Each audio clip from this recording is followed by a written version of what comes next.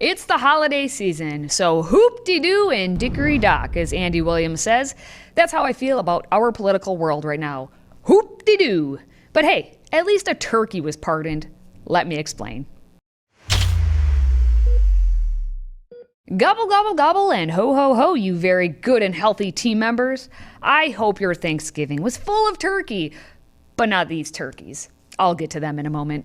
I hope you spent days enjoying time with the family, avoiding such topics as midterm elections, January 6th, inflation, geriatric political representation, and the like. Instead, I very much want to believe that you ate all of the mashed potatoes, cornbread stuffing, and a slice or 5 of pumpkin pie. And maybe you decided to watch the Macy's Day Parade, which was promptly ruined by a senile old bugger who has trouble answering a phone. Like an 80-year-old man with likely dementia would have trouble doing. I think I'm getting a phone call. You know, I'm not one to take a phone call during TV. Oh, but I think I should answer this one. It's Joe Biden. Hello, Mr. President? On the phone, President Biden. First Lady Joe Biden. I don't think I can hear you. Can you hear me, Mr. President? Yeah. Yeah, we hear it. Hello? Happy Thanksgiving, Mr. President. Are you there? Well, we're here. Oh! Happy Thanksgiving. I was so worried this call wasn't going to go through. How are you? We're fine. We're fine. Are you, though? Oh, but that wasn't enough cringe for you? You want more cringe? Give you all the cringe? Here you go. Oh, hold on. My phone's ringing. Just a sec. Oh, my gosh. Look at who's calling. Oh, hello? Hello, Mr. Hello, President? Al. How you doing, pal? Happy Thanksgiving. Oh, Dr. Biden and Mr. President, thank you so much. Happy Thanksgiving to you. How New are York you? firefighter.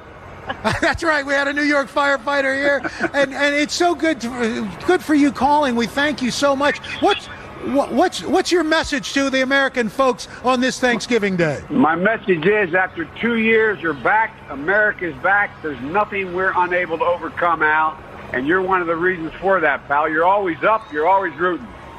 Hey, pal, there's a firefighter. Which brings us to today's question. What was the best part of your Thanksgiving? Because I know it wasn't the part when the president ruined the Macy's Day Parade. Let me know your thoughts in the comments, and then please share the video, unlike how you took down that entire pumpkin pie. What do you got there? Is that pie? Yeah, you want some?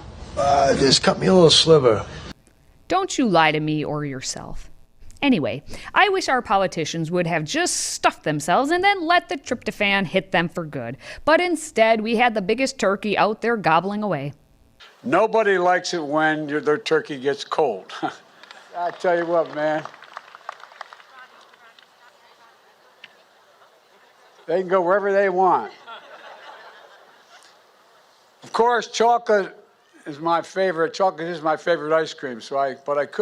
We could have named them Chips and Science. But anyway, it would have been good names as well. Because science. I'll talk about Fauci in a moment. Back to what really matters. Yeah, I hereby pardon. Yes.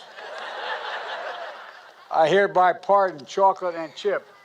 Which one's chocolate? Who's chip? This is chocolate. Says chocolate, you're pardoned, and so are you, Chip. Chip says, I know, I don't even have to be told. Honey, why don't we put them on the table? Can we do that? You can do that. That's a big bird, man. We have more chickens than anybody in the nation in Delaware, but we don't have turkeys. Fact check false. Delaware isn't even in the top 10 for having chickens. But who cares about accuracy? Sorry. Don't let me interrupt Joey in his caressing of a turkey by talking about actual facts. Rub away, Joe. You are pardoned. He said, you had to tell me that? Yeah, you are. Yeah, I'm serious. He said, I don't know, man. You didn't have to pardon me. I knew I was pardoned. I wonder if that turkey would have rather been slaughtered. What do you think? At least his fate wasn't as bad as the side dishes Senator Elizabeth Warren put out. In her own words on the social media, she said, "Looks like I only set half the marshmallows on fire."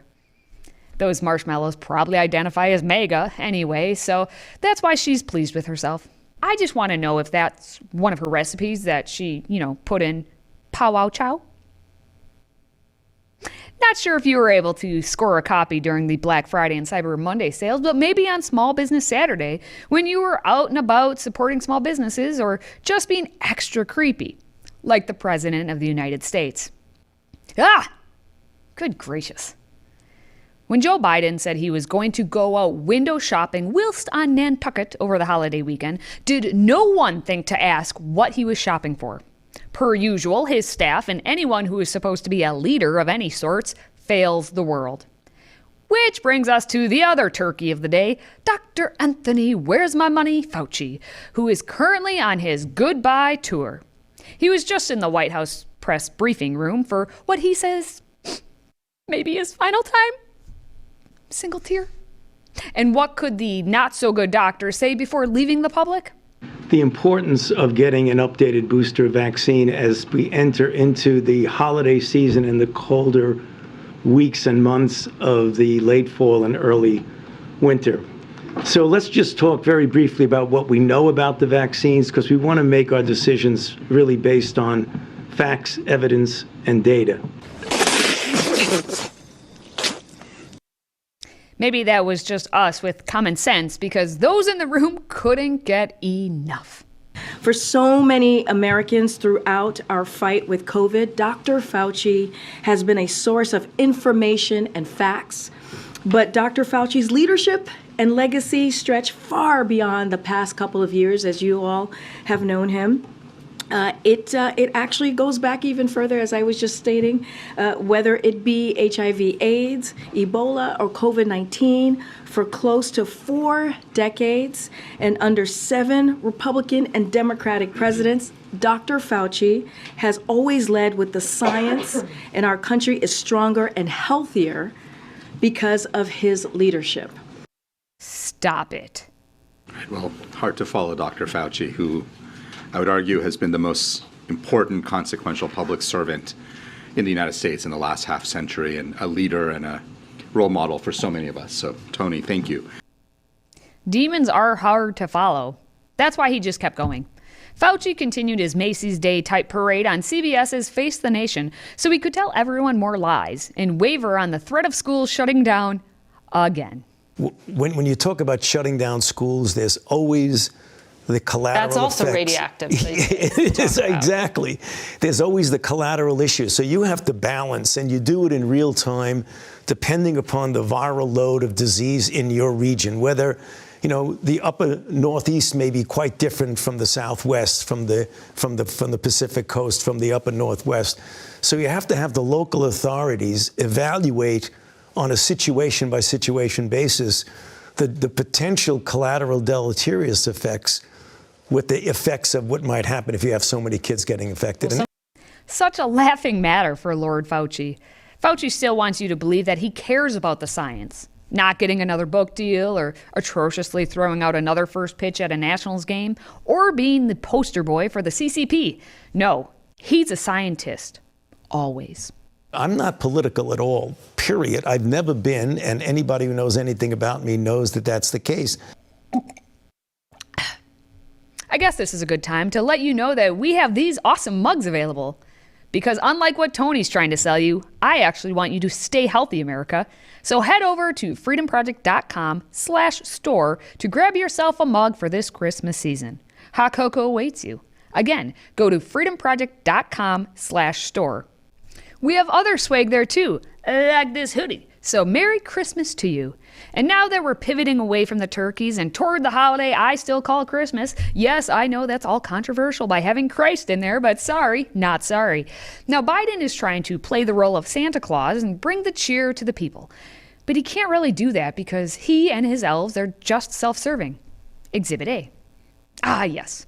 Congressional leaders say they will act to prevent rail strike after sitting idly by as the economy continued to go completely off the rails. See what I did there? Congress and Joe are now stepping in to save the day and bring cheer to all the good little girls and boys. Well, look, I hope everyone had a nice Thanksgiving, and I asked 4 top leaders in Congress whether they'd be willing to come in and talk about what we're going to do between now and Christmas in terms of legislation. And there's a lot to do, including resolving the train strike and what we're doing now. And Congress, I think, has to act to prevent it. It's not an easy call, but I think we have to do it. The economy's at risk. He already forgot why he was there. The train strike, what we're doing now.